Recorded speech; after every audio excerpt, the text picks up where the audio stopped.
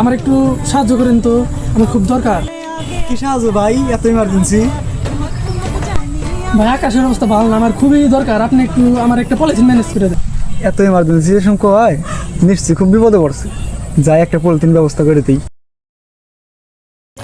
আচ্ছা ভাই ঠিক আছে, আপনি এনে দাঁড়ান, আমি পলিথিন নিয়ে এসেছি।